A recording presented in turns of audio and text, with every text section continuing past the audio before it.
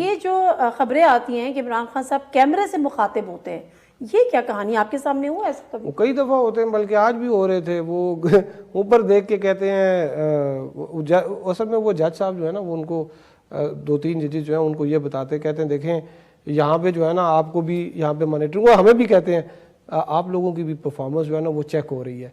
और फिर ऊपर आप डरते हैं? नहीं, हम क्यों डरेंगे, डराते हैं खान साहब डराते हैं। खान साहब असल में देखें, मैं ये आपको ओके, खान साहब का ना अंदर रह के भी ना एक जिस तरह मतलब खलंडरा ऐसा लड़का नहीं होता, जैसे वो इस तरह से है। वो आते जाते जज पे भी जुमला कस जाते हैं। वो हमें भी जो है वो आते, वो जिस तरह मैंने आपको बताया, उन्होंने कहा कि आप लोगों की भी जो है वो हो रही है। फिर तो कहते वो हैं मुखातिब होते हैं उस कैमरे हाँ, से। ऊपर देख कहते हैं ये जो कर्नल साहब बैठे हैं ये सारा कुछ देख रहे हैं। एक दफ़ा फिर उनसे मुखातिब भी हुए कि मैं इमरान बोल रहा हूँ।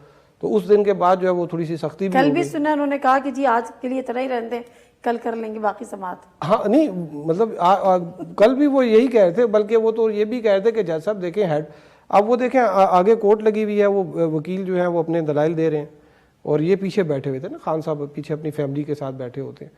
तो इन्होंने ऊंचा सा बोल के कहते हैं, और जज साहब अब थोड़ा सा देख लें, हैट्रिक हो जाएगी। आगे मुझे 24 साल की सज़ा हुई हुई है, हालांकि वैसे 27 की है, 3 साल पहले भी हैं। तो वो 24 कहते हैं कि मुझे 24 साल की सज़ा हुई है, हैट्रिक हो जाएगी 2 केसेस में। मतलब वो थोड़ा सा अपना शो करते हैं। थैंक यू वेरी मच, बहुत शुक्रिया असद मलिक साहब।